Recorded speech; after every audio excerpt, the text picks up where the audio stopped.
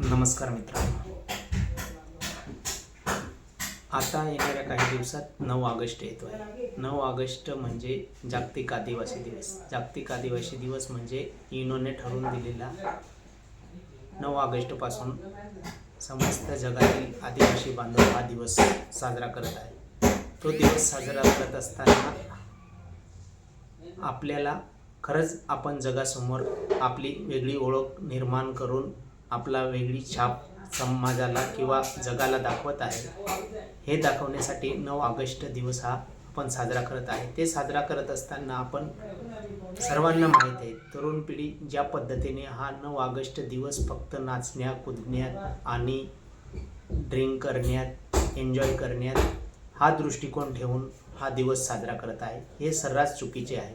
या दिवशी आपण समाजातील जे बी पुढारलेले किंवा पुढे गेलेले विद्यार्थी आहेत त्यांना पुढं येऊन त्यांचा प्रोत्साहन वाढवणे, त्यांचा अभिमान करणे किंवा त्यांचा आदर करणे, त्यांना त्या दिवशी बक्षीस देणे, जेणेकरून येणारी दुसरे तरुण वर्ग त्यांच्याकडून काहीतरी प्रोत्साहन घेऊ शकतील आणि चांगल्या वळणाला लागू शकतील. नाहीतर दिनविशेष तर भरपूर आहे. प्रत्येक दिवशी आपण दिनविशेष कसला न कसला साजरा करत असतो, पण हे करत असताना कुठंतरी आपण चुकत आहे. ज्या पद्धतीने आपल्या समाजातील असो किंवा इतर जे पण समाजसेवक आहेत त्यांच्या रस्त्यावर आपण चालत आहे किंवा त्यांच्या मार्गदर्शनावर आपण त्यांच्या पावलावर पाऊल ठेवून चालत आहे का? कदापि चालत नाही आहे. कारण की आपण फक्त 9 ऑगस्ट हा नाचण्यात, कुदण्यात, एन्जॉयमेंट, ड्रेसिंग करून फिरण्यात आणि आपलं स्वतःचा आनंद साजरा करण्यात हा दिवस आपण साजरा करत आहोत. तरी असं न करता आपण सर्वांनी विचार करण्याची गरज आहे. आपण जगापुढे आपली ओळख कशी निर्माण करू शकतो, आपल्या समाजाबद्दल वेगळेपण कसे दाखवू शकतो, यासाठी सर्व समाज बांधवांनी विचार करण्याची गरज आहे. नाहीतर हा दिन विशेष वर्षानुवर्षे फक्त नाचण्या कुदण्यासाठी साजरा न करता या दिनविशेष निमित्त आपल्या समाजातील जे बी IAS, IPS जे बी अधिकारी असतील त्यांचे मार्गदर्शन घेऊन त्या दिवशी आपण काहीतरी समाजाला प्रबोधन केले पाहिजे की समाज आपला सुशिक्षित होऊन कुठंतरी पुढं जायला पाहिजे. नाहीतर ह्या दिवशी दारू पिऊन 3-4 सीट बाईकवर फिरून रेसिंग करून या पद्धतीने हा दिवस साजरा केला तर कुठंतरी आपल्या समाजाची चुकीची छाप इतर समाजामध्ये जाऊ शकते. तरी समस्त तरुण वर्गांना माझी हीच विनंती आहे की आपण 9 ऑगस्ट साजरा करत असताना नक्की एन्जॉय करा, आनंद साजरा करा. पण ते आनंद साजरा करत असताना आपण स्वतःने आपल्या समाजावर गालबोट लागता कामा नये, आपल्या समाजाला कोणी नाव ठेवता कामा नये, याचा पण गांभीर्याने विचार करण्याची गरज आहे. आणि जे पण सुशिक्षित वर्ग आहे, नोकरदार वर्ग आहे, त्यांनी सर्व लोकांनी पुढे येऊन आपल्या समाजाला सुसंस्कृतिक योग्य दिशा आणि योग्य मार्ग लावण्यासाठी आपल्या परीने प्रयत्न करायला हवा. कारण की आपण जसं आपल्या परिवाराला आपण सुशिक्षित आणि चांगले संस्कार घडवण्याचा प्रयत्न करतो, सुशिक्षित वर्ग, नोकरदार वर्ग, तसं समाज पण हा आपला एक परिवारच आहे.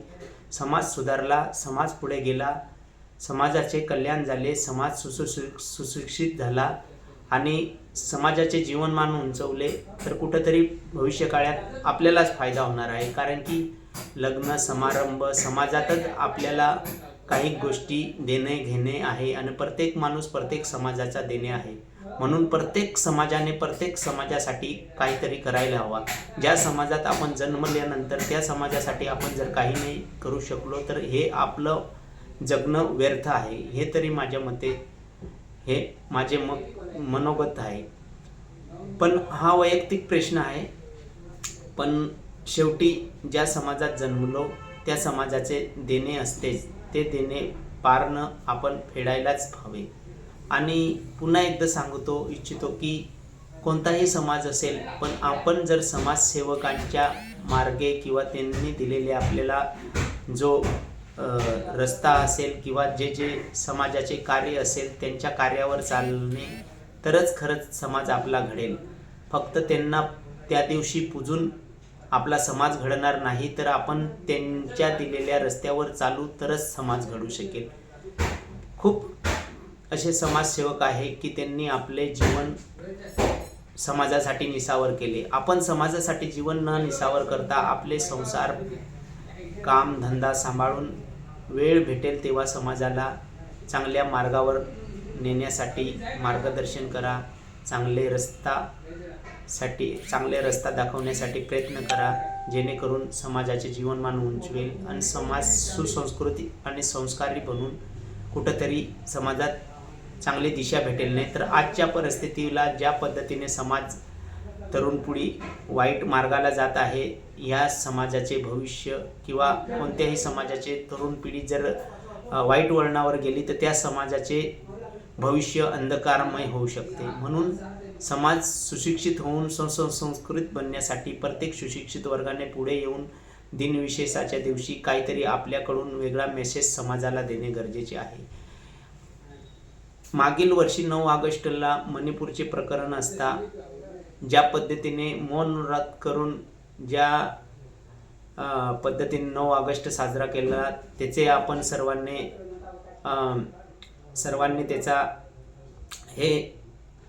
त्याचा अभिमान केला किंवा सर्वांनी त्याला पाठिंबा दिला, त्या दृष्टीने चांगला आहे. पण तरुण पिढी ज्या पद्धतीने उदासीनता दिसून आली, शहरीकरणात बेंड नसताना त्यांच्यामध्ये उदासीनता दिसून आली, ते बघून असं वाटत होतं माझ्या मनाला की फक्त 9 ऑगस्ट हा दिवस का नाचण्या कुदण्यासाठीच आहे का? तसं न करता 9 ऑगस्टच्या दिवशी आपण काहीतरी सुसंस्कृतिक कार्यक्रम घ्या. नवीन पिढीला आपल्याकडून काहीतरी योग्य काहीतरी मेसेज देता येईल, ते आपल्याकडून काहीतरी शिकणेल, या दृष्टीने आपण दिन साजरा करा. जेणेकरून आपण जे देऊ तीच पिढी समोरच्या पिढीला देणार आहे. आपण जर चुकीचे दिले तर ते चुकीचेच पुढच्या पिढीला देतील. म्हणून जे पेरू तेच उगेल.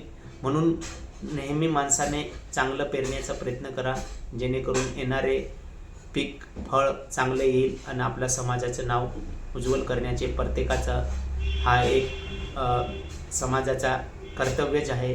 म्हणून समस्त समाज बांधवांना मी पुन्हा एकदा विनंती करतो की आपण 9 ऑगस्ट नक्की साजरा करा, पण त्या साजरा करत असताना आपण समाजाला कुठं गालबोट लागेल नाही याचा विचार करायचा आहे.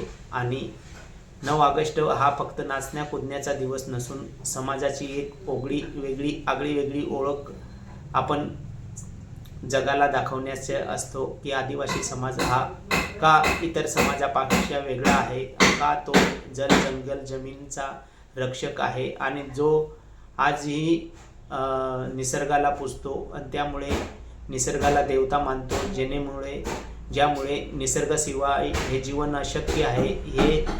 हे म्हणजे हे जीवित दैवत पूजणारा हा आदिवासी समाज आहे. या निसर्गावर ज्या पद्धतीने दिवसेंदिवस संकट येत आहे, ते संकटाला आपण वेळीच काहीतरी उपाययोजना केली नाही तर येणारे भविष्य काळ सजीव सृष्टीसाठी धोकादायक आहे. तरी फक्त आदिवासी समाज हा निसर्गाला न पूजता प्रत्येक जगाने निसर्गाला पूजणे आज गरजेचे आहे.